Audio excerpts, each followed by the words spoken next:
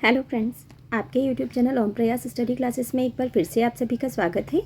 आज के इस सेशन में हम देखेंगे 1 से 11 मई 2024 के India and world current affairs के इंपॉर्टेंट क्वेश्चंस। इसके अंतर्गत हम टॉप 30 एमसीक्यूज लेंगे जो पूर्ण तरह से व्याख्या सहित होंगे, जो आपको आने वाली आगामी भर्ती परीक्षाओं में बहुत ही महत्वपूर्ण साबित होंगे। इसलिए आप वीडियो में अंत तक बने रहिएगा। वीडियो को शुरू करने से पहले आप अगर चैनल पर नए हैं तो सबसे पहले चैनल को सब्सक्राइब कीजिए, जिससे आपको आने वाले वीडियोस के नोटिफिकेशंस टाइम पर मिल सके। तो शुरू करते हैं आज का हमारे सेशन। क्वेश्चन नंबर 1 है, हाल ही में वर्ष 2024 से 26 की अवधि के लिए भारतीय वैक्सीन निर्माता संघ के अध्यक्ष के रूप में किसे नियुक्त किया गया है? आंसर है ऑप्शन बी, कृष्णा एम एला को। क्वेश्चन नंबर 2 है, 46वीं अंटार्कटिक संधि परामर्शदात्री बैठक का आयोजन किस शहर में कहाँ किया जाएगा? आंसर है ऑप्शन बी, कोची में। दोस्तों, हाल ही में 46वीं अंटार्कटिक संधि परामर्शदात्री बैठक और पर्यावरण संरक्षण समिति की 26वीं बैठक 20 से 30 मई को कोची केरल में है, आयोजित की जाएगी। इस बैठक में भारत औपचारिक रूप से अंटार्कटिका में एक नए अनुसंधान स्टेशन की स्थापना की घोषणा करेगा। आप सभी जानते हैं कि अंटार्कटिका में पहले से ही भारत के 2 सक्रिय अनुसंधान केंद्र स्थापित हैं, मैत्री और भारती।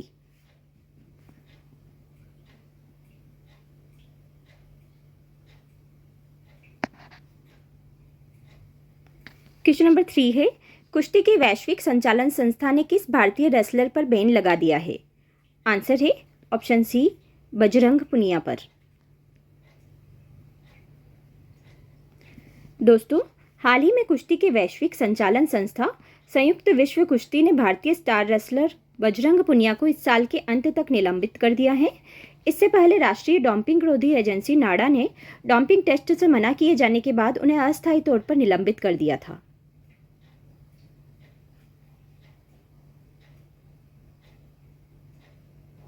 क्वेश्चन नंबर 4 है, वैश्विक डिजिटल भुगतान प्लेटफॉर्म वीज़ा ने किसे भारत में एक नए कंट्री मैनेजर के रूप में नियुक्त किया है?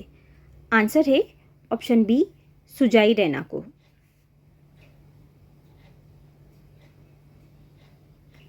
दोस्तों, हाल ही में वैश्विक डिजिटल भुगतान प्लेटफॉर्म वीज़ा ने मंगलवार को घोषणा की है कि उसने सुजाई रैना को भारत के लिए नया कंट्री मैनेजर नियुक्त किया है। वहीं संदीप घोष भारत और दक्षिण एशिया के लिए ग्रुप कंट्री मैनेजर के रूप में अपनी भूमिका में बने रहेंगे। क्वेश्चन नंबर 5 है, सुनीता विलियम्स अंतरिक्ष में उड़ान भरने के लिए तैयार है। इससे पहले वह कितनी बार अंतरिक्ष की यात्रा कर चुकी है? आंसर है ऑप्शन बी, 2 बार। दोस्तों, सुनीता विलियम्स इससे पहले अब तक 2 बार अंतरिक्ष की यात्रा कर चुकी है। इससे पहले वह 2006 और 2012 में अंतरिक्ष जा चुकी है। नासा के मुताबिक उन्होंने अंतरिक्ष में कुल 322 दिन बिताए हैं। 2006 में सुनीता ने अंतरिक्ष में 195 दिन और 2012 में 127 दिन बिताए थे। तीसरी बार अंतरिक्ष के लिए उड़ान भरने के लिए तैयार थी, लेकिन बोइंग स्टारलाइनर स्पेसक्राफ्ट में तकनीकी दिक्कतों की वजह से उड़ान से कुछ देर पहले ही इसे टाल दिया गया है। तो अभी तक हाल ही में आगे के आदेश आने तक इसे रोक दिया गया है, उड़ान नहीं भरी गई है अभी।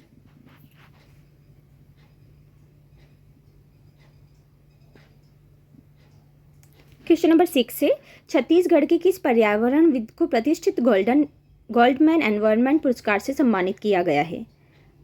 आंसर है ऑप्शन सी, आलोक शुक्ला को। दोस्तों, हाल ही में छत्तीसगढ़ जंगलों को बचाओ आंदोलन के संयोजक और हसदेव बचाओ संघर्ष समिति के संस्थापक आलोक शुक्ला ने इस वर्ष के गोल्डमैन पर्यावरण पुरस्कार के अन्य प्राप्तकर्ताओं के साथ 29 अप्रैल को संयुक्त राज्य अमेरिका के सैन फ्रांसिस्को में आयोजित एक समारोह में यह पुरस्कार प्राप्त किया है।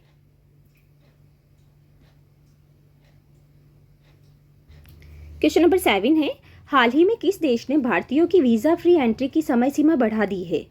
आंसर है ऑप्शन सी, श्रीलंका ने।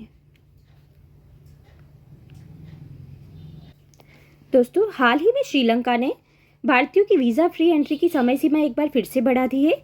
श्रीलंका की इस पहल में भारत, चीन, रूस, जापान, मलेशिया, थाईलैंड और इंडोनेशिया के नागरिक बिना वीज़ा के 30 दिनों तक श्रीलंका की यात्रा कर सकते हैं। यह योजना अक्टूबर में शुरू की गई थी, जिसका उद्देश्य अधिक पर्यटकों को आकर्षित करना है।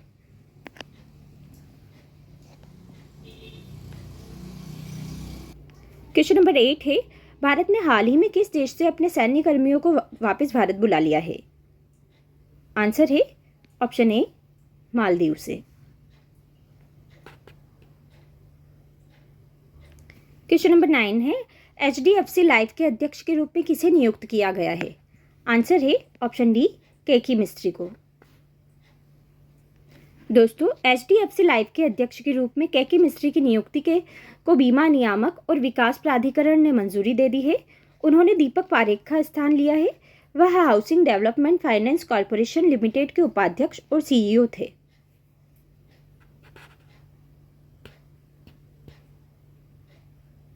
क्वेश्चन नंबर 10 है, हाल ही में स्कूल ऑन व्हील्स पहल किस राज्य में शुरू की गई? आंसर है ऑप्शन बी, मणिपुर में। दोस्तों, हाल ही में मणिपुर की राज्यपाल अनुसुईया उइके ने रविवार को यहां बाल विद्या मंदिर परिसर में राज्य में साल भर चले जातीय संघर्ष से विस्थापित बच्चों के लिए स्कूल ऑन व्हील्स का उद्घाटन किया है।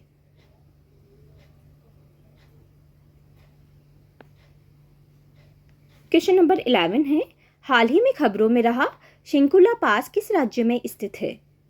आंसर है ऑप्शन डी, हिमाचल प्रदेश में। दोस्तों, हाल ही में सीमा सड़क संगठन शिंकुला सुरंग का निर्माण शुरू करने की तैयारी कर रहा है।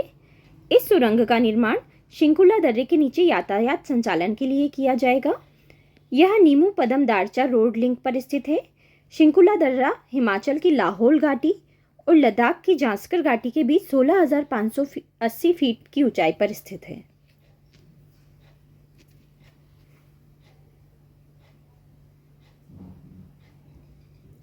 क्वेश्चन नंबर 12 है, ICC महिला T20 विश्व कप 2024 का आयोजन किस देश में किया जाएगा? आंसर है ऑप्शन बी, बांग्लादेश में। दोस्तों, हाल ही में अंतर्राष्ट्रीय क्रिकेट परिषद ने बांग्लादेश में 30 से 20 अक्टूबर तक होने वाले 9वें ICC महिला T20 विश्व कप 2024 के कार्यक्रम की घोषणा की है।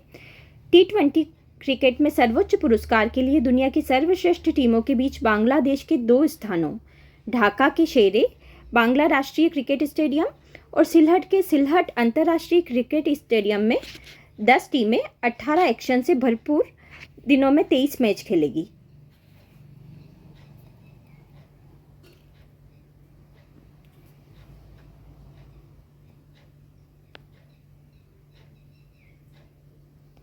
क्वेश्चन नंबर 13 है, हाल ही में ब्रिटेन के प्रधानमंत्री ऋषि सुनक ने पर्यावरण विज्ञान क्षेत्र के किस अग्रणी भारतवंशी शिक्षाविद को लंदन के प्राकृतिक इतिहास संग्रहालय बोर्ड में ट्रस्टी के रूप में पुनः नियुक्त किया है?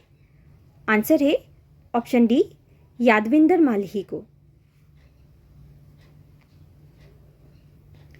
दोस्तों, हाल ही में ब्रिटेन के प्रधानमंत्री ऋषि सुनक ने पर्यावरण विज्ञान क्षेत्र के अग्रणी भारतवंशी शिक्षाविद यादविंदर माल्ही को लंदन के प्राकृतिक इतिहास संग्रहालय बोर्ड में ट्रस्टी के रूप में दोबारा 4 वर्ष के लिए नियुक्त किया है।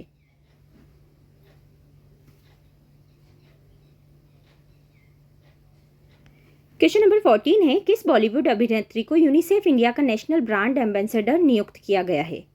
आंसर है ऑप्शन बी, करीना कपूर खान को। दोस्तों, हाल ही में करीना कपूर को यूनिसेफ का नेशनल एम्बेसडर बनाया गया है। अब तक 6 फिल्म फेयर अवार्ड से नवाजी जाने वाली करीना कपूर हिंदी फिल्म इंडस्ट्री में सबसे ज़्यादा फीस लेने वाली एक्ट्रेस में से एक है। सिनेमा की दुनिया में अहम योगदान देने के साथ अभिनेत्री समाज में बदलाव के लिए सामाजिक मुद्दों पर भी काम करती दिखती है। बता दें कि करीना कपूर पिछले 10 साल से यूनिसेफ के लिए काम कर रही है। ऐसे में उनको यूनिसेफ का नेशनल एम्बेसडर बनाया जाना अहम बात है।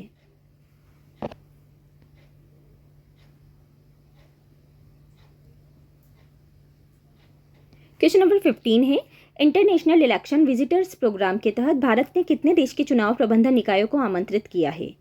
आंसर है ऑप्शन बी, 23। दोस्तों, हाल ही में निर्वाचन आयोग देश भर में 18वीं लोकसभा के लिए चल रहे चुनाव के दौरान इंटरनेशनल इलेक्शन विजिटर्स प्रोग्राम के आयोजन कर लगातार अंतर्राष्ट्रीय सहयोग को बढ़ावा दे रहा है। भागीदारी के पैमाने के मामले में यह ऐसा पहला आयोजन है जिसमें 23 देशों के 75 प्रतिनिधि शामिल होंगे।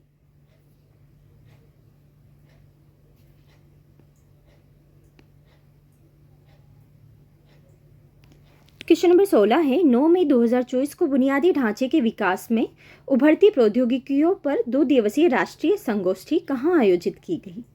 आंसर है ऑप्शन सी, नई दिल्ली में। दोस्तों, हाल ही में रक्षा अनुसंधान और विकास संगठन द्वारा आयोजित बुनियादी ढांचे के विकास में उभरती प्रौद्योगिकियों पर एक राष्ट्रीय संगोष्ठी और उद्योग बैठक का उद्घाटन 9 मई 2024 को नई दिल्ली में रक्षा सचिव श्री गिरधर अरामाने द्वारा किया गया।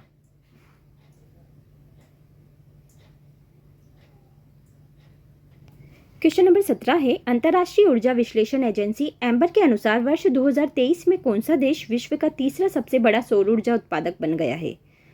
आंसर है ऑप्शन बी, भारत। ये हमारे लिए बहुत ही गर्व की बात है कि भारत का स्थान तीसरे नंबर पर आ गया है। दोस्तों, हाल ही में 2023 में विश्व के तीसरे सबसे बड़े सौर ऊर्जा उत्पादक के रूप में भारत की उल्लेखनीय उपलब्धि वैश्विक ऊर्जा परिदृश्य में नवीकरणीय ऊर्जा स्रोतों की ओर एक महत्वपूर्ण बदलाव को रेखांकित करती है। भारत ने वर्ष 2023 में सौर ऊर्जा उत्पादन में जापान को पीछे छोड़ते हुए 110 BU की तुलना में 113 बिलियन यूनिट का उत्पादन किया है।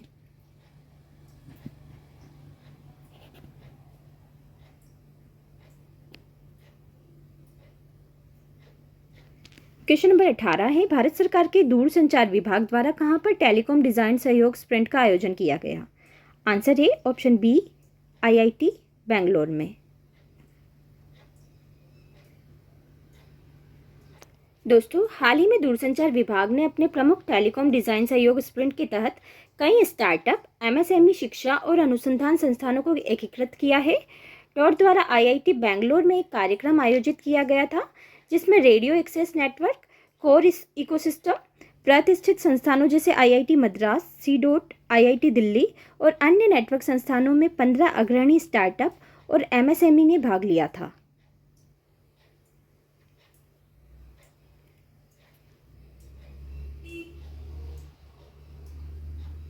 क्वेश्चन नंबर 19 है, राज्य भर में वनाग्नि की स्थिति के कारण किस राज्य ने पिरूल लाओ पैसे पाओ मिशन की शुरुआत की है?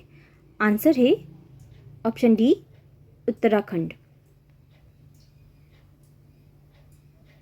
दोस्तों, हाल ही में 8 मई 2024 को उत्तराखंड के मुख्यमंत्री पुष्कर सिंह धामी ने राज्य भर में वनाग्नि की स्थिति को ध्यान में रखते हुए पिरूल लाओ पैसे पाओ मिशन की शुरुआत की है। यह मिशन उत्तराखंड के रुद्रप्रयाग जिले से शुरू किया गया है।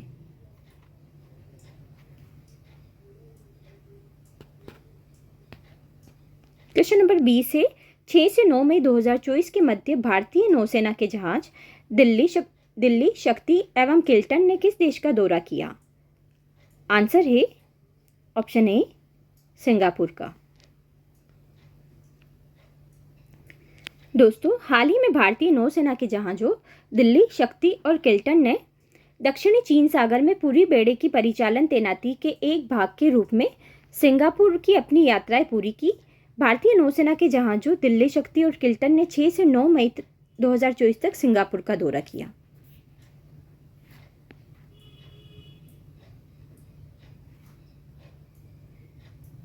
क्वेश्चन नंबर 21 है, 1 मई 2024 को नौसेना उप प्रमुख के रूप में किसने कार्यभार ग्रहण किया? आंसर है ऑप्शन ए, कृष्णा स्वामीनाथन ने।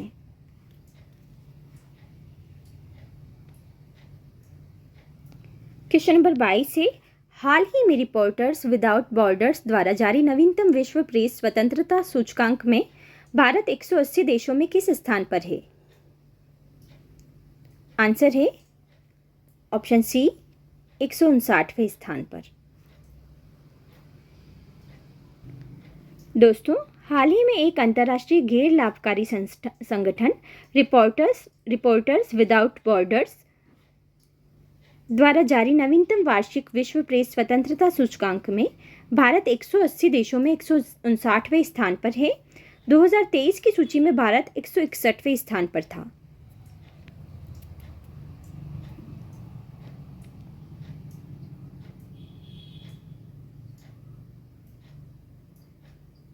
क्वेश्चन नंबर 23 है, हाल ही में पुरातत्वविदों ने कहा 7000 साल पुरानी एक प्रागैतिहासिक बस्ती की खोज की है।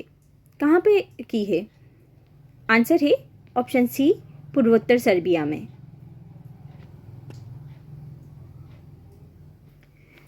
दोस्तों, पुरातत्वविदों ने हाल ही में पूर्वोत्तर सर्बिया में तामिस नदी के पास 7000 साल पुरानी एक प्रागैतिहासिक बस्ती की खोज की है। ऐसा माना जाता है कि यह बस्ती नवपाषाण काल के उत्तरार्ध की है और लगभग 11-13 हेक्टेयर में फैली हुई है, जो 4 से 6 खाइयों से घिरी हुई है।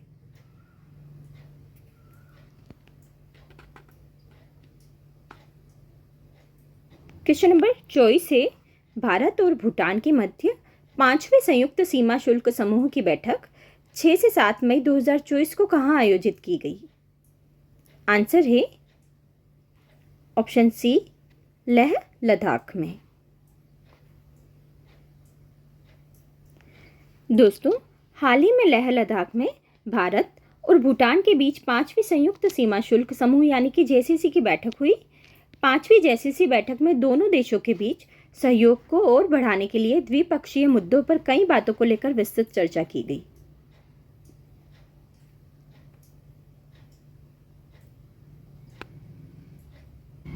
क्वेश्चन नंबर 25 है, 7 मई 2024 को कमांडेंट कॉन्क्लेव का छठा संस्करण कहाँ आयोजित किया गया था?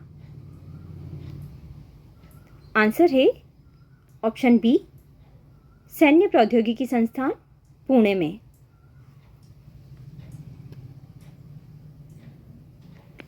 दोस्तों, हाल ही में कमांडेंट कॉन्क्लेव का छठा संस्करण 7 मई 2024 को मुख्यालय एकीकृत रक्षा स्टाफ के तत्वाधान में सैन्य प्रौद्योगिकी संस्थान पुणे में आयोजित किया गया। सशस्त्र बलों के अन्य वरिष्ठ नेतृत्व के साथ साथ सम्मानित सशस्त्र बल प्रशिक्षण संस्थानों और युद्ध कॉलेजों के कमांडेंट ने भाग लिया। कॉन्क्लेव में भारतीय सशस्त्र बलों के भावी नेताओं को तैयार करने के लिए भविष्य की रक्षा रणनीतियों की रूपरेखा तैयार करने पर विचार मंथन किया गया।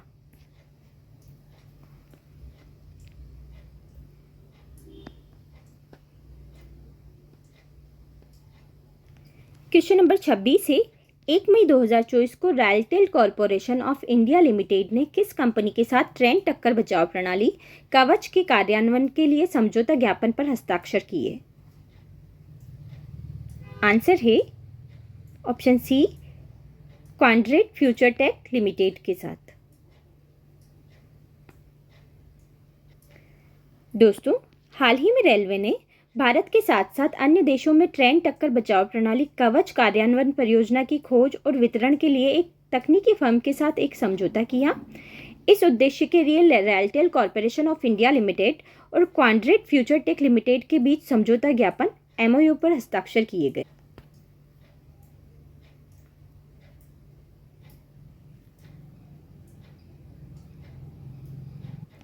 क्वेश्चन नंबर 27 है, कोलकाता में जन्मी इतिहासकार लेखिका श्रावणी बासु को साहित्य तथा साझा ब्रिटिश भारतीय इतिहास के अध्ययन के क्षेत्र में उनके योगदान के लिए किस विश्वविद्यालय ने डॉक्टरेट की मानद उपाधि प्रदान की? आंसर है ऑप्शन ए, लंदन विश्वविद्यालय ने। दोस्तों, हाल ही में भारतीय मूल की ब्रिटिश लेखिका को लंदन विश्वविद्यालय ने डॉक्टरेट की मानद उपाधि प्रदान की। लंदन 1 मई कोलकाता इतिहासकार लेखिका श्रावणी बासु को साहित्य तथा साझा ब्रिटिश भारतीय इतिहास के अध्ययन के क्षेत्र में उनके योगदान के लिए लंदन विश्वविद्यालय ने डॉक्टरेट की मानक उपाधि प्रदान की है। क्वेश्चन नंबर 28 है, भारत के नियंत्रक एवं महालेखा परीक्षक गिरीश चंद्र मुर्मू ने हाल ही में किस देश के महालेखा परीक्षक के साथ ऑडिट से जुड़े क्षमता विकास और ज्ञान के आदान प्रदान के लिए मंच स्थापित करने को लेकर समझौता ज्ञापन पर हस्ताक्षर किए? आंसर है ऑप्शन सी, नेपाल। नेपाल के साथ एमओयू किया है। दोस्तों, हाल ही में भारत के नियंत्रक एवं महालेखा परीक्षक सीएजी गिरीश चंद्र मुर्मू ने नेपाल के महालेखा परीक्षक तोयम राया के साथ एक समझौता ज्ञापन पर हस्ताक्षर किए हैं। इस समझौते का उद्देश्य दोनों देशों के सर्वोच्च लेखा परीक्षा संस्थानों के बीच लेखा परीक्षा प्रथाओं में सहयोग को मजबूत करना और विशेषज्ञता के आदान प्रदान को सुविधाजनक बनाना है।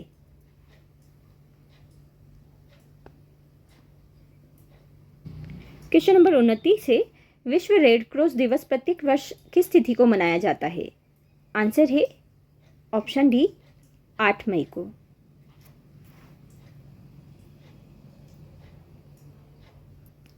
क्वेश्चन नंबर 30 है, 3 मई 2024 को नई दिल्ली में आयोजित 7वीं भारत इंडोनेशिया संयुक्त रक्षा सहयोग समिति की बैठक में भारत और इंडोनेशिया ने किन क्षेत्रों में सहयोग बढ़ाने पर सहमति जताई? आंसर है ऑप्शन सी रक्षा, उद्योग, समुद्री सुरक्षा और बहुपक्षीय सहयोग के लिए।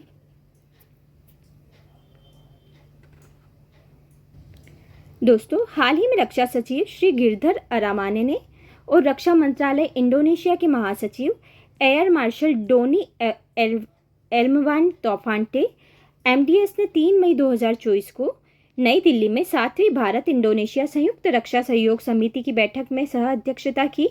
बैठक में दोनों पक्षों ने दोनों देशों के बीच रक्षा सहयोग को बढ़ते दायरे पर संतोष व्यक्त किया। रक्षा सहयोग और रक्षा उद्योग सहयोग पर कार्य समूह की बैठकों में विचार विमर्श की गई। विभिन्न द्विपक्षीय रक्षा सहयोग पहलों पर हुई प्रगति की भी सह अध्यक्षों द्वारा समीक्षा की गई। इसके अलावा गणमान्य व्यक्तियों ने विशेष रूप से रक्षा, उद्योग संबंधों, समुद्री सुरक्षा और बहुपक्षीय सहयोग के क्षेत्र में सहयोग के मौजूदा क्षेत्रों को बढ़ाने के साधनों की पहचान की।